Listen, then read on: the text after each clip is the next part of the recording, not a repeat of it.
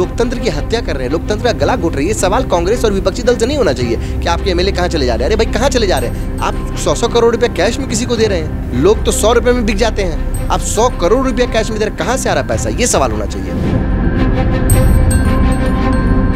असम के अंदर, गुवाहाटी के अंदर जब महाराष्ट्र के विधायक वहां पर रुके और 2 करोड़ का बिल हुआ, किसने पे किया बिल? इस पे जांच नहीं होनी चाहिए? किसके पास आए 2 करोड़ रुपया? किस पॉलिटिशियन के पास 2 करोड़ रुपए हैं बताइए? एक एमएलए को तो उसकी सैलरी 1.5 से 2 लाख रुपए होती है, इतनी ही होती है। 2 करोड़ रुपए का पेमेंट किसने किया? इसका सवाल कौन देगा जवाब?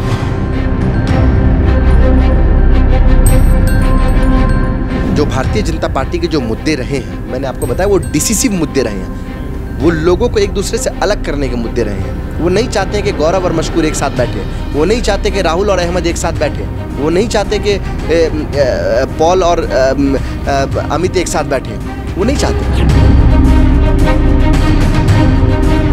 एक ही व्यक्ति के अनेक परिचय हैं, 2-3 परिचय तो मेरे जहन में भी है। पहला परिचय ये है कि बिहार के दरभंगा से पढ़ने के लिए गए थे, डॉक्टर बनने के लिए गए थे। जब वापस लौटे तो राजनेता बन के लौटे। दूसरा परिचय ये है कि जब बिहार विधानसभा 2020 का चुनाव लड़ा जा रहा था तो उस समय आधा से अधिक चुनाव इनके नाम की चर्चा के साथ शुरू हुई और ख़त्म भी हो गई। इन्हें अलग अलग नामों की उपाधि दी गई, जिन्नावादी के तौर पर एक पहचान दी गई। अब पता नहीं उस बात में कितनी वास्तविकता थी। इसके अलावा भी एक परिचय है। परिचय ये है कि कांग्रेस पार्टी के वो नेता हैं जो अगर विधायक बन जाते तो बिहार विधानसभा से सबसे कम उम्र के विधायक चुने जाते। नाम है मशकूर उस्मानी, MBBS की डिग्री हासिल की है, अलीगढ़ मुस्लिम यूनिवर्सिटी के छात्र संघ के पूर्व अध्यक्ष रहे हैं, हमारे साथ मौजूद हैं। स्वागत करते हैं सर आपका। बहुत धन्यवाद आपका। पहला सवाल बहुत न्यूट्रल होकर और बहुत नॉन पॉलिटिकल, राजनीति में क्यों आ गए जब डॉक्टर की पढ़ाई करने के लिए, MBBS करने के लिए घर वालों ने भेजा था? देखिए, शुरुआती दिनों से ही जब मैं स्कूल लाइफ में था तो वहीं से मैं एक समझिए कि लीडरशिप के अंदर स्कूल लाइफ में भी रहा। मैं जब स्कूल में था तो स्कूल कैप्टन रहा, स्काउट एंड गाइड का कमांडर रहा, स्कूल कमांडर रहा। फिर उसके बाद मैं आगे की पढ़ाई के लिए मैं AMU पहुंचा। और जब मैं वहाँ पहुँचा तो आप पहले स्कूल में होते थे, जब स्कूल में मैं होता था तो वहाँ डिबेट भी किया करता था मैं, और मैं regional level, national level debater था स्कूल के अंदर भी। तो बोलने की जो एक प्रक्रिया होती है वो घर से ही उसकी ट्रेनिंग थी, चूँकि हमारे फादर भी सोशल एक्टिविस्ट रहे हैं, पॉलिटिकल एक्टिविस्ट रहे हैं। तो वहीं से मुझे शायद जेनेटिक तौर पर यह मिला। और चूँकि मेरी पढ़ाई केंद्रीय विद्यालय से हुई तो वहाँ पर डिबेटिंग कल्चर और ये बहुत आम बात होती है। वहाँ पे शायद इन चीज़ों को मेरे टीचर्स ने, केंद्रीय विद्यालय के टीचर्स ने इनको पॉलिश किया। और जब मैं फाइनली यूनिवर्सिटी पहुँचा तो यूनिवर्सिटी के अंदर जो है वहाँ पर मुझे ऐसा लगा कि छात्रों की जो दिक्कतें हैं, जो परेशानियां हैं, उन परेशानियों को निवारण करने के लिए हमें जो है वो एडमिनिस्ट्रेशन से बात करनी चाहिए। वहाँ पर वाइस चांसलर से, रजिस्ट्रार से अलग अलग तरह की प्रॉब्लम्स होती हैं स्टूडेंट की, और मुझे लगता था कि मैं भी बात कर सकता हूँ। फिर वहाँ पर जो यूनिवर्सिटी की जो स्टूडेंट यूनियन होती है वहाँ भी डिबेटिंग कल्चर है, वहाँ भी आपको अपनी बात को रखने का मौका मिलता है। तो जब मैं वहाँ बिल्कुल फर्स्ट टाइम मैं पहुँचा और एकदम से मैंने देखा कि यूनियन को लेके एक संघर्ष चल रहा है। यूनियन उस टाइम पे थी नहीं, यूनियन को रिस्टोरेशन को एक संघर्ष चल रहा था। मैं भी उस संघर्ष का हिस्सा बना और मुझे लगता है मैं बहुत छोटा सा अंग था उस टाइम पे उस संघर्ष का। लेकिन यूनियन रिस्टोर हुई, चुनाव हुए, चुनाव की जो प्रक्रिया हमने देखी तो हमें लगा कि यार इस प्रक्रिया में तो हम भी उतर सकते हैं, इसमें छात्रों की बात रखनी है अगर तो रख सकते हैं। चूँकि घर से और स्कूल से यही ट्रेनिंग हुई थी कि अपनी बात को मजबूती से आपको रखना है और सच को सच कहना है और लोगों के हक की लड़ाई को आपको लड़ना है। तो इसी तरह से वहाँ पे इंस्टिंक्ट जागा। और फिर उसके बाद जब मैं फाइनली एडमिशन हुआ मेरा और उसके बाद मैं फाइनल ईयर में पहुँचा, तो फाइनल ईयर में पहुँचने के बाद मैंने जो है छात्र संघ का चुनाव लड़ा और सब लोगों की दुआ, सब लोगों के आशीर्वाद से मैं अब तक के इतिहास में वहाँ पर सबसे ज़्यादा वोटों से जीतने वाला अध्यक्ष हुआ वहाँ पर, और सबसे ज़्यादा वोट भी आए, सबसे ज़्यादा मार्जिन से मैं जीता। और उसके बाद मैं एक्टिव पॉलिटिक्स में आया और मैं चुनाव भी लड़ा, बिहार में विधानसभा का चुनाव भी लड़ा और अभी भी सोशल पॉलिटिकल एक्टिविटीज़ में इन्वॉल्व। राजनीति में कांग्रेस ही क्यों? देखिए, भारतीय राष्ट्रीय कांग्रेस एक राष्ट्रीय पार्टी है और इस वक्त जो देश के अंदर जो अभी लड़ाई चल रही है वो विचारधारा की लड़ाई है। और इस विचारधारा की लड़ाई में या तो आप नॉर्थ पोल पे होंगे या तो आप साउथ पोल पे होंगे, आप बीच में नहीं कहीं अटक सकते हैं। तो मुझे लगता है कि जो विचारधारा की लड़ाई है उस लड़ाई में हम कांग्रेस पार्टी की विचारधारा के साथ हैं, इसीलिए हमने कांग्रेस पार्टी को चुना। बेशक बहुत सारी रीजनल पार्टी हैं जिनकी विचारधाराएं भी कांग्रेस पार्टी के इर्द गिर्द घूमती है या कहीं ना कहीं मेल खाती है, लेकिन रीजनल पार्टी का एक अपना डोमेन होता है कि वो एक स्टेट के अंदर काम करती हैं या कभी कभार 2 स्टेट के अंदर भी काम करती हैं। तो चूँकि मैं सेंट्रल यूनिवर्सिटी का स्टूडेंट रहा, छात्र संघ की राजनीति किया, तो हमेशा एक सेंट्रली सोचने का मौका मिला चीज़ों को। मतलब कभी भी आप स्टेट स्पेसिफिक होकर नहीं सोचते हैं कि या रीजन स्पेसिफिक होकर नहीं सोचते हैं। आप जब भी सोचते हैं अपने देश के बारे में सोचते हैं कि अगर आप कोई भी कदम उठा रहे हैं उससे देश को क्या फ़ायदा मिलेगा, देश हित में आप क्या काम कर पाएंगे, राष्ट्र के निर्माण में आप क्या काम कर पाएंगे। निश्चित तौर पर रीजनल पार्टियां भी राष्ट्र के निर्माण में काम करती हैं, लेकिन जब आप नेशनल पार्टी में होते हैं तो अलग अलग वे में आप कंट्रीब्यूट कर सकते हैं। इसीलिए मैंने भारतीय राष्ट्रीय कांग्रेस को चुना और उसी में हूँ। कांग्रेस की विचारधारा अगर इतनी ही पवित्र है तो पिछले कई सालों से कांग्रेस सत्ता से दूर क्यों है, और आज की जो वर्तमान की जो स्थिति है उसमें ऐसा देखा जा रहा है कि कांग्रेसी भी उपेक्षित हो रहे हैं और जनता भी उनकी बातों को सीरियस। देखिए, किसी पार्टी का सत्ता में रहना या सत्ता से बेदखल होना ये उसकी विचारधारा सही है या नहीं है ये डिफाइन नहीं कर सकता। विचारधारा एक अलग चीज़ है और सत्ता में आना एक अलग सी चीज़ है। अब इस देश के अंदर जो लोग अभी सत्ता में बैठे हुए हैं उन लोगों की जो विचारधारा है वो विचारधारा इस देश को तोड़ने की विचारधारा है, वो विचारधारा देश के संविधान को कुचलने की विचारधारा है। तो लेकिन वो लोग सत्ता में बैठे हुए हैं, तो आप उनकी विचारधारा को सही कह देंगे क्या? नहीं कह सकते ना, क्योंकि ये देश जो है वो एक धर्मनिरपेक्ष राष्ट्र है, एक सेकुलर मुल्क है जहाँ पर हर किसी को अपनी बात को कहने की, अपनी बात को रखने की आज़ादी है।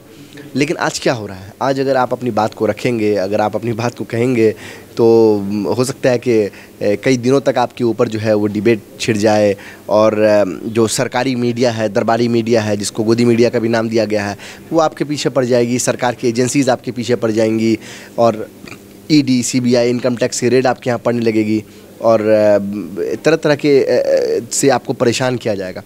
तो ये विचारधारा तो वर्तमान में जो पार्टी अभी सत्ता में है, भारतीय जनता पार्टी, उनकी है। उनकी जो विचारधारा है वो नफ़रत को फैलाने की विचारधारा। हमारी विचारधारा क्या है? मोहब्बत की विचारधारा है। आपने देखा कि हमारे नेता आदरणीय राहुल गांधी जी ने कहा कि इस नफ़रत के माहौल में जो है, मैं नफ़रत के बाज़ार में जो है मैं मोहब्बत की दुकान खोल रहा हूँ, और वो खोल रहे हैं। और इसकी फ्रेंचाइज़ी, मोहब्बत की दुकान की फ्रेंचाइज़ी आप देखिए कि कश्मीर से लेकर कन्याकुमारी तक खुल रही है। और जब ये यात्रा कन्याकुमारी से शुरू हुई थी तो लोगों को लगा था कि शायद इस यात्रा में लोग नहीं जुड़ेंगे या शायद इस यात्रा से लोग इतना प्रभावित नहीं होंगे, लेकिन जब आप सत्य पथ पर चल रहे होते हैं तो आपके साथ लोग ऑटोमेटिक जुड़ते हैं। और मैंने आपको कहा ना कि ये विचारधारा की जो लड़ाई है, ठीक है, वो सत्ता की लड़ाई से बिल्कुल अलग है, ठीक है। और ये सत्ता की लड़ाई में हो सकता है कि कभी आपकी विचारधारा को लोग एक्सेप्ट करें, कभी ना करें, लेकिन एक समय आता है जो आपकी विचारधारा को लोग, अगर आपकी विचारधारा ऐसी है कि सबको साथ लेकर चलने की है, देश को जोड़ने की विचारधारा है, सबकी बात सुनने की आपकी विचारधारा, आज आप अपनी बात सुना भी नहीं सकते। आज इस देश का बेरोज़गार युवा जो है अपनी बात सरकार के सामने नहीं रख सकता। आज इस देश का किसान जो है वो अपनी बात सरकार के सामने नहीं रख सकता। अगर रख सकता होता तो 700 किसानों की शहादत नहीं होती। 700 किसान मरे ना किसान आंदोलन के अंदर, उनके ऊपर कोई चर्चा हो रही है क्या? कोई चर्चा नहीं हो रही है। रोज़ाना इस देश में लगभग 25 किसान आत्महत्या कर रहे हैं। ये मेरा डेटा नहीं है, सरकारी डेटा है। इस देश के अंदर 100 में से 42 युवा जो है वो बेरोज़गार है। ये मेरा डेटा नहीं है, NSSO का डेटा है, सरकारी डेटा है। ये कोई प्राइवेट डेटा की बात नहीं कर रहा हूँ मैं। इस देश के अंदर जो है वो क्राइम जो है वो बढ़ता जा रहा है, ठीक है। इस देश के अंदर हर 1 मिनट पर हर 6 मिनट में एक रेप होता है। ये क्यों? तो इन बातों को सोचना पड़ेगा। और निश्चित तौर पर हमारी जो विचारधारा है वो सबको लेकर चलने की विचारधारा है। इसीलिए हमने जो है इस पथ को चुना है कि हम सब लोग एक साथ मिलकर काम करेंगे तो प्रगति होगी देश की।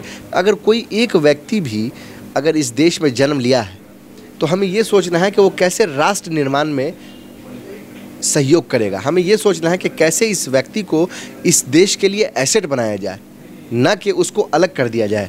ठीक है, अगर आप किसी भी व्यक्ति को, किसी भी समुदाय को, किसी भी कास्ट को, किसी भी लैंग्वेज के लोगों को अगर आप अलग कर देते हैं, इसका मतलब आप राष्ट्र निर्माण के विरोधी लोग हैं, इसीलिए आप ऐसा करते हैं। अब इसी यात्रा पर बीजेपी सवाल उठा रही है और सवाल उठाते हुए कहती है कि भारत टूटा कब, जो आप जोड़ने जा रहे हैं, और अगर टूटा तो बांग्लादेश भी उसी समय बना, पाकिस्तान भी तभी अलग हुआ, उस समय कहाँ था? देखिए, बांग्लादेश किसने बनवाया ये अब भाजपा वालों को जो है ना व्हाट्सएप यूनिवर्सिटी पे लगता है खबर नहीं आ रही है, तो उनको मैं बता दूं कि बांग्लादेश का निर्माण जो है इस देश के यशस्वी प्रधानमंत्री श्रीमती इंदिरा गांधी जी, जिनको यही भाजपाई संसद के अंदर गूंगी गुड़िया बोला करते थे, और जब उन्होंने पाकिस्तान के 2 टुकड़े कर दिए और बांग्लादेश अस्तित्व में आया, तो अब इनको क्या कहा उन्होंने? माँ दुर्गा का अवतार कहा।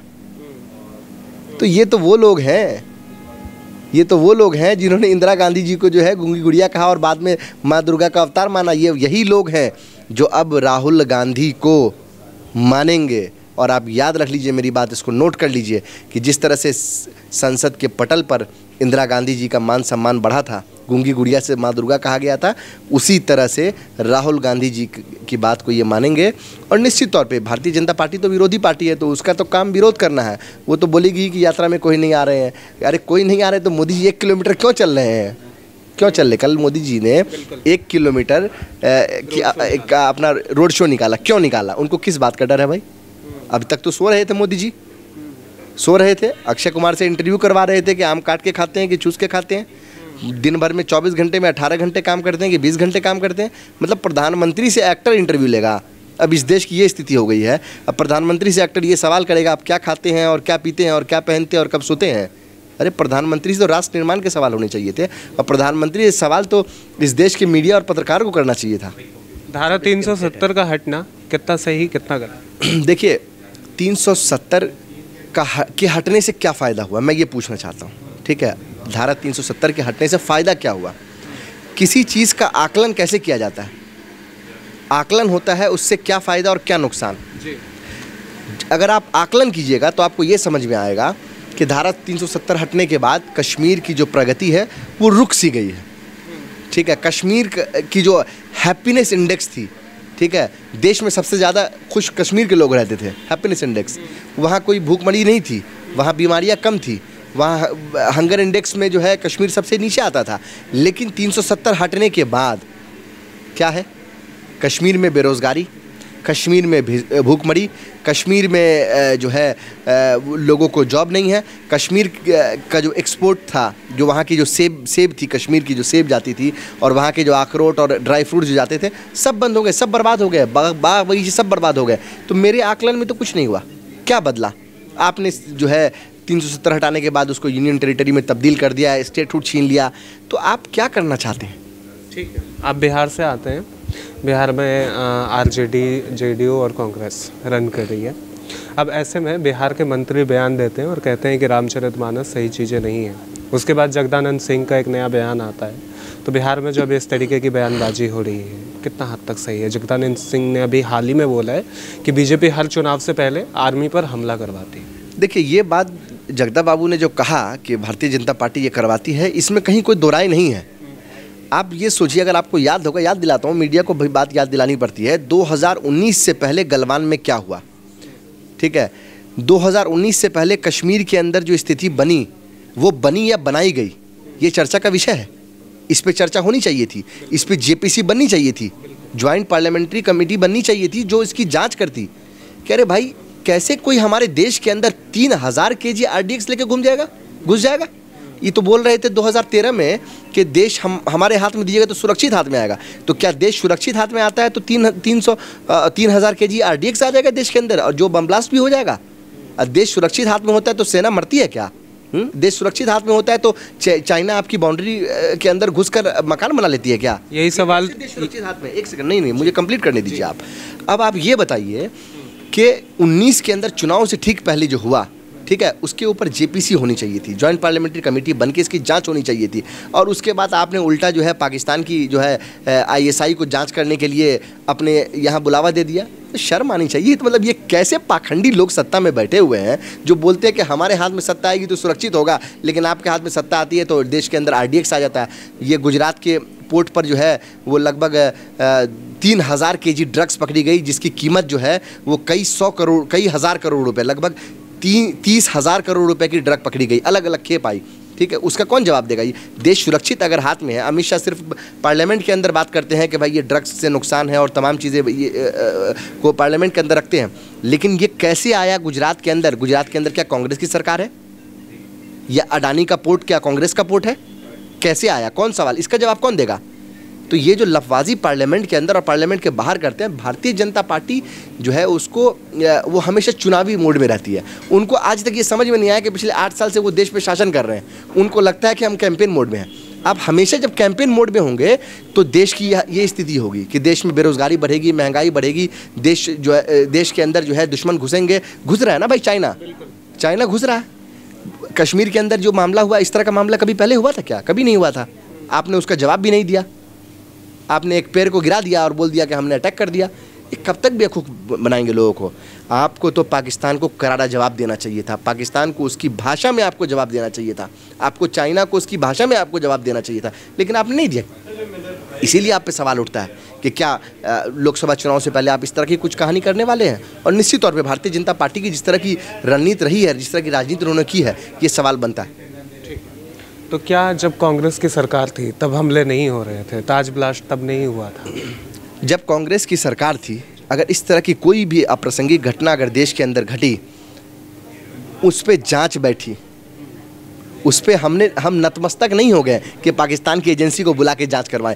हमारी एजेंसी अपनी इतनी कैपेबल है कि हमारी एजेंसी ने उसको जांच किया और जो लोग भी उसमें कल्प्रिट थे उनको सज़ा दिया। कसाब को फांसी पे चढ़ाया कि नहीं चढ़ाया? तो हमने अगर कोई भी घटना घटी तो हमने उस घटना को दोबारा ना घटे उसकी तैयारी रखी पूरी तरह से, और जो भी उसमें कल्प्रिट थे उनको सज़ा दिलाई। लेकिन बीजेपी के शासन में तो ऐसा नहीं हो रहा। ये तो सिर्फ क्या कहते हैं उसको, वर्ड ऑफ वॉर से जीतते हैं कि उसने आज ये बोल दिया, आज हम ये बोल देंगे, और चले जाते हैं बिरयानी खाने के लिए नवाज शरीफ के यहाँ। कौन जाता है? क्या भारत के कोई प्रधानमंत्री बिना बताए हुए बिरयानी खाने अगर गए हों तो बता दीजिए, या कोई कांग्रेसी नेता गया हो बिरयानी खाने के लिए बिना किसी बुलावे पे? अरे भाई, बुलावा होता है तब ना आदमी जाता है। आप तो बिना बुलावे के चले गए, क्यों गए? आज तक आपने जवाब दिया? आपको तो सदन में जवाब देना चाहिए था, आप क्यों गए? आप दुश्मन मुल्क के प्रधानमंत्री की माँ के लिए आप शॉल लेकर जाते हैं, आप बोलते हैं हम रिश्ते अच्छे कर रहे हैं, और इधर जो है आपके मुल्क पे जब हमला होता है तो आप उसका जवाब भी नहीं देते हैं। शर्म आनी चाहिए ऐसी सरकार को। ऐसा क्यों होता है बार बार? जब राजस्थान में सरकार गिरने की उम्मीद जग जाती है और बीजेपी एक्टिव हो जाती है, आप जो भी समझे उसे, अशोक गहलोत और सचिन पायलट के बीच बार बार टकराव क्यों है? और ज्योतिरादित्य सिंधिया जैसे सीनियर और अच्छे नेता पार्टी छोड़कर बीजेपी का दामन क्यों? देखिए, राजस्थान में कांग्रेस पार्टी की अस्थाई सरकार है, ये बात आपको समझनी पड़ेगी, और कहीं कोई दिक्कत नहीं है। अशोक गहलोत जी, सचिन पायलट जी दोनों हमारे पार्टी के एसेट हैं, और राहुल गांधी जी ने खुद कहा कि दोनों हमारी पार्टी के एसेट हैं, और दोनों लोग मिलकर कांग्रेस की सरकार राजस्थान में दोबारा लाएंगे। इस चीज़ के लिए हमारे युवा नेता सचिन पायलट जी, उन्होंने परसों से जो है अपना काम भी शुरू कर दिया। किसान सम्मेलन चल रहे हैं लगातार कई ज़िलों में, और मुझे लगता है कि उसका फ़ायदा मिलेगा। भारतीय जनता पार्टी तो हमेशा चाहती ही है कि जो चुनी हुई लोकतांत्रिक तरह से जो सरकार चुनी गई है, उन सरकारों को कैसे गिरा दिया जाए, कैसे उन सरकारों को पैसे के बल पर उन सरकारों को ख़रीद लिया जाए। आपने देखा मध्य प्रदेश में क्या हुआ? मध्य प्रदेश में लोकतांत्रिक तरीके से चुनी हुई सरकार को गिराया गया, कोविड के प्रोटोकॉल के दौरान गिराया गया। कुछ कोविड के प्रोटोकॉल जानबूझ के नहीं लगाए गए थे उस टाइम पर। आपने देखा महाराष्ट्र के अंदर क्या हुआ? चुनी हुई लोकतांत्रिक सरकार को आपने गिरा दिया। इसका जवाब कौन देगा? गोवा के अंदर क्या हुआ इससे पहले उत्तराखंड के अंदर आपने क्या कोशिश की? तो ये जो बीजेपी जो कर रही है, ये सवाल तो बीजेपी से होना चाहिए ना, कि आप तो लोकतंत्र की हत्या कर रहे हैं, लोकतंत्र का गला घोट रही है। सवाल कांग्रेस और विपक्षी दल से नहीं होना चाहिए कि आपके एमएलए कहाँ चले जा रहे हैं। अरे भाई, कहाँ चले जा रहे हैं? आप 100 करोड़ रुपये कैश में किसी को दे रहे हैं। लोग तो 100 रुपये में बिक जाते हैं, आप 100 करोड़ रुपये कैश में दे रहे हैं, कहाँ से आ रहा पैसा? ये सवाल होना चाहिए। क्या बीजेपी असम के अंदर, गुवाहाटी के अंदर जब महाराष्ट्र के विधायक वहाँ पर रुके और 2 करोड़ का बिल हुआ, किसने पे किया बिल? इस पर जांच नहीं होनी चाहिए? किसके पास आए 2 करोड़ रुपया? किस पॉलिटिशियन के पास 2 करोड़ रुपए हैं बताइए? एक एमएलए को तो उसकी सैलरी 1.5 से 2 लाख रुपए होती है, इतनी ही होती है। 2 करोड़ रुपए का पेमेंट किसने किया? इसका सवाल कौन देगा जवाब? गोवा के अंदर जब आपने विधायकों को तोड़ा और जब आपने उनको रिजॉर्ट में ठहराया, उसका बिल किसने दिया? कहाँ से आया पैसा? ये सवाल तो उनसे होना चाहिए कि आप कैसे लोकतंत्र का गला घोट सकते हैं, कैसे चुनी हुई सरकारों को आप गिरा सकते हैं। क्या बीजेपी मुख्य मुद्दे को हटाकर राम मंदिर, धारा 370 इन जैसे मुद्दों पर राजनीति करते हुए आगे बढ़ना चाहती है, और आज का जो समाज है वो भी उस हिसाब से डाइवर्ट हो गया? देखिए, समाज डाइवर्ट हुआ नहीं हुआ ये तो एक सामाजिक तौर पे अगर रिसर्च किया जाएगा तब समझ में आएगा। क्योंकि अगर आप देखिए कि भारतीय जनता पार्टी का वोट शेयर 32% था। 32% वोट शेयर का मतलब हुआ कि आपके खिलाफ कितने लोग हैं? 68% देश के लोग आपके खिलाफ हैं। तो आप कैसे कह सकते हैं कि पूरा देश ये हो गया? ऐसा नहीं है। लेकिन जो भारतीय जनता पार्टी के जो मुद्दे रहे हैं, मैंने आपको बताया, वो डिसिसिव मुद्दे रहे हैं। वो लोगों को एक दूसरे से अलग करने के मुद्दे रहे हैं। वो नहीं चाहते हैं कि गौरव और मशकूर एक साथ बैठे, वो नहीं चाहते कि राहुल और अहमद एक साथ बैठे, वो नहीं चाहते कि पॉल और अमित एक साथ बैठे, वो नहीं चाहते। चूँकि उनको मालूम है कि जब ये एक साथ बैठेंगे तो असली मुद्दों पे चर्चा होगी। असली मुद्दे क्या हैं? असली मुद्दे इस वक्त महंगाई के मुद्दे हैं। जो गैस यूपीए के टाइम पे 400 रुपये में मिलती थी, आज उसका दाम 1200 रुपये हो गया। जो पेट्रोल, जब कच्चे तेल की कीमत अंतर्राष्ट्रीय बाज़ार में सबसे अधिक थी, उस वक्त जो पेट्रोल 60 रुपये का और डीजल 50 रुपये का मिल रहा था, वो पेट्रोल और डीजल 100 और 100 के पार हो चुका है। कौन देगा इसका जवाब?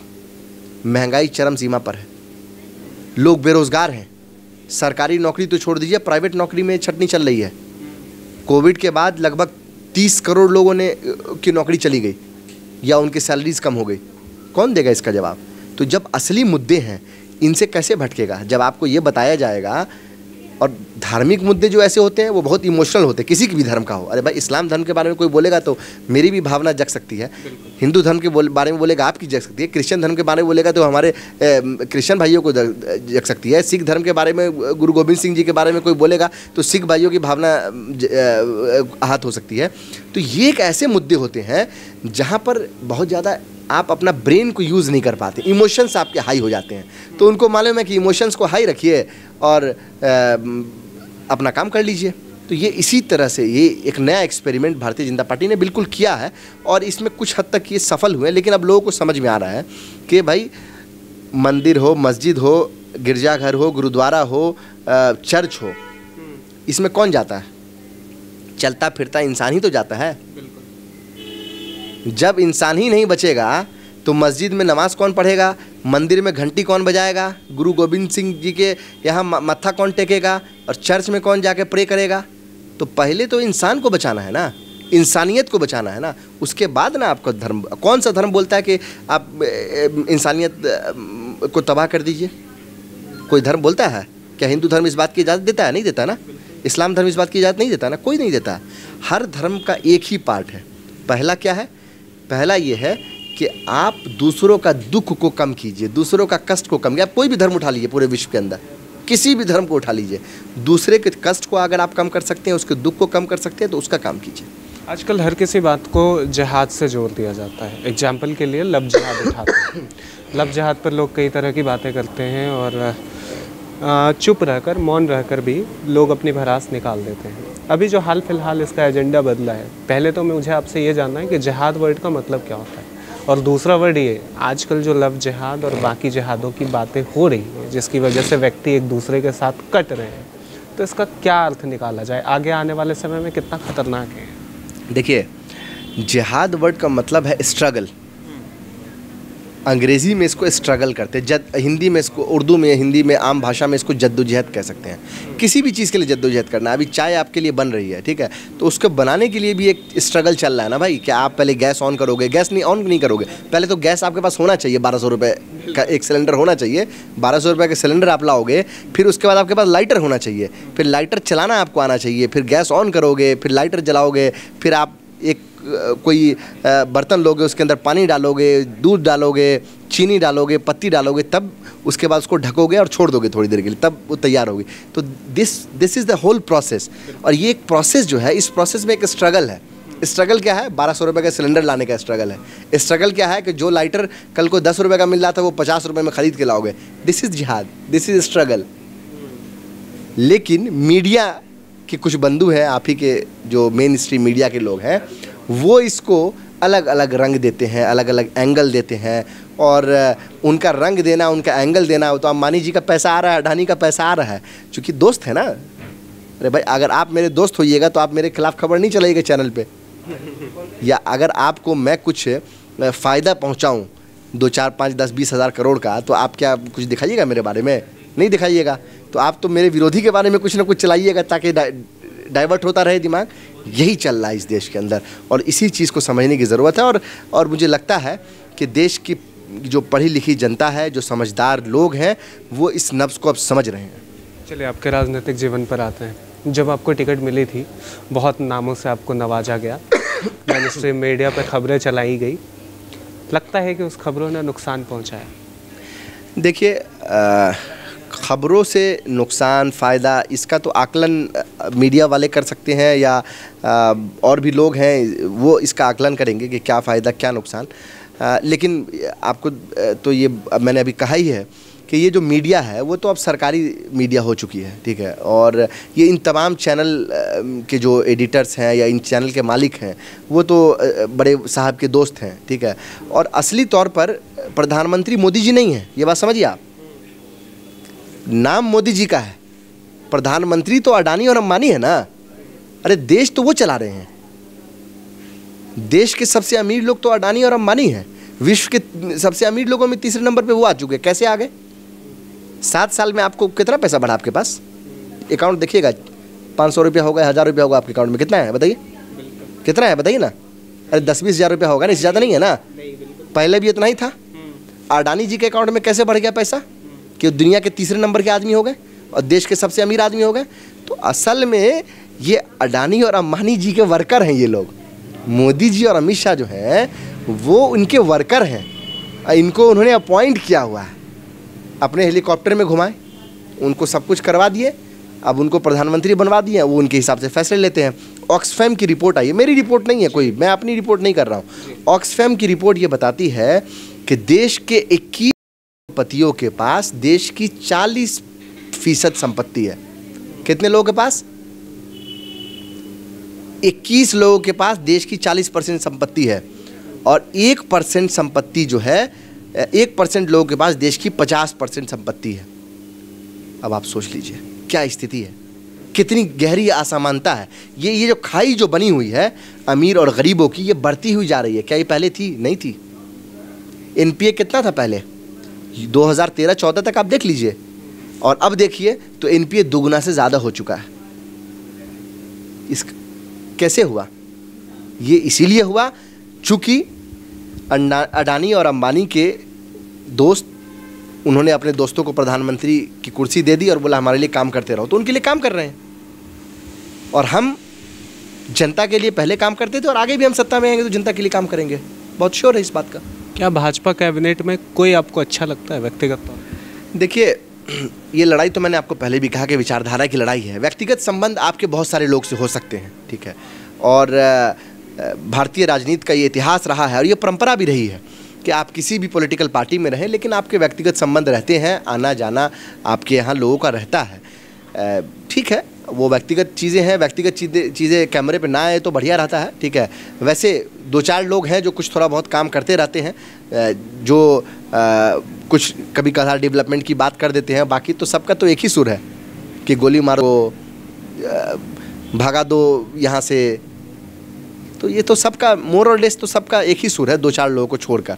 कुछ लोग जो ब्यूरोक्रेसी से आए हैं या कुछ लोग जो भारतीय जनता पार्टी में सीनियर लोग हैं, उनको मालूम है, ठीक है, कि कब कौन सी बात कहनी है, तो वो 2-4 लोग कभी कभी सेंस की बात कर देते हैं, और हमेशा नहीं करते, कभी कभी करते हैं। जैसे आपने अभी देखा राजनाथ सिंह जी का एक वीडियो बहुत वायरल हो रहा था, वो किसी यूनिवर्सिटी के कन्वोकेशन में थे, उन्होंने बताया कि एक मौलवी साहब थे जो हमारे टीचर थे, उस्ताद थे, तो काफ़ी वायरल हुआ। अब मुझे लगता है कि हो सकता है कि मोदी जी ने बुला के डांट ना दिया हो कि भाई मौलवी साहब का नाम क्यों ले लिया, ठीक है, ये भी हो सकता है। अब कभी कभी गडकरी जी भी कुछ बात बोल देते हैं, हो सकता है उनको बुला के डांट दें। कभी कभी वरुण गांधी कुछ बात बोल देते हैं, हो सकता है उनको बोल दें, ठीक है। लेकिन हर तरह के लोग हर पॉलिटिकल पार्टी में होते हैं, उनसे व्यक्तिगत संबंध आपके होते जाते रहते हैं, उसमें कोई उस पर कोई चर्चा होने का मतलब नहीं रहता। ठीक है, आपके विधानसभा पर पहुंच जाते हैं। आप जिस विधानसभा से प्रतिनिधित्व करने वाले थे वो जाले विधानसभा था, दरभंगा का एक जगह। तो वहाँ से जो व्यक्ति चुने गए, दूसरी बार चुने गए, जीवेश कुमार, उसके बाद IT मिनिस्टर बने। आज के दौर में अब मिनिस्टर नहीं है क्योंकि शासन गिर चुका है, उनकी सरकार गिर चुकी है। उनके कार्यकाल को कैसे देखा जा रहा है आपके हिसाब से, और क्षेत्र में जा रहे हैं तो जनता क्या कहे? देखिए, मैं कुछ बोलूँगा तो आप बोलेंगे कि विरोधी हूँ, विरोध करता हूँ, यही बोलेंगे आप। तो ये बेहतर होगा कि आप क्षेत्र की जनता से पूछ लें।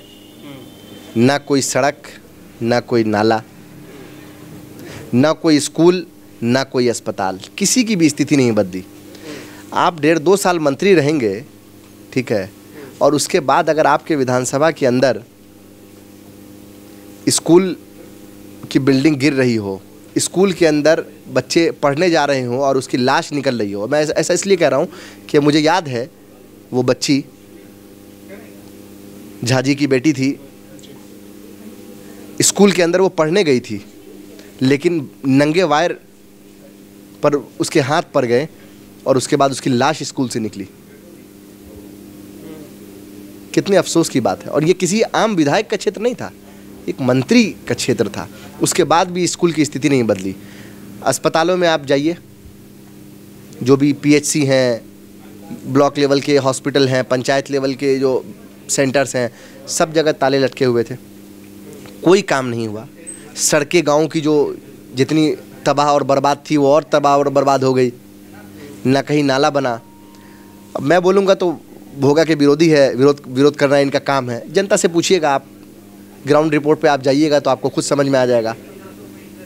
आदमी तो एक दिन के लिए अगर मंत्री बनता है ना, एक दिन के लिए, ठीक है, तो अपने क्षेत्र की हालत को बदल देता है, अपने क्षेत्रवासियों के लिए बहुत कुछ कर देता है।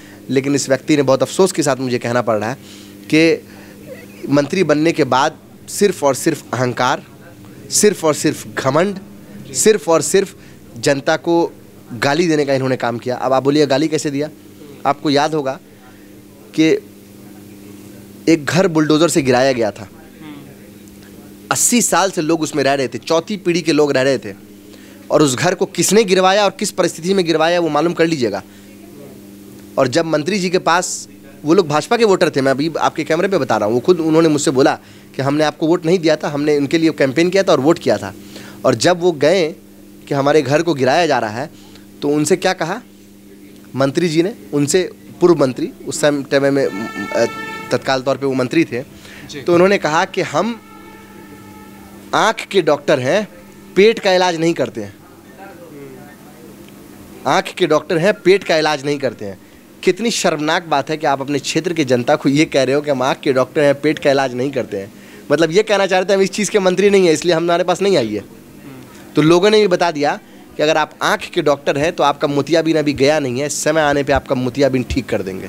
और मुझे पूरा विश्वास है क्षेत्र की जनता पर कि आने वाले समय में उनका मोतियाबिंद ठीक हो जाएगा। हमसे बात करने के लिए बहुत धन्यवाद।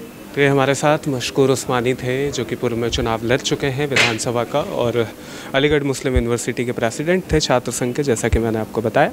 बाकी जो भी बातें हुई है आपने सुना ही होगा, हर मुद्दे पर अपनी राय खुलकर सामने रख रहे थे। सहयोग कर रहे थे प्रदीप। मेरा नाम है गौरव झा। देखते रहिएगा, अपना चैनल है भैया जी का जी।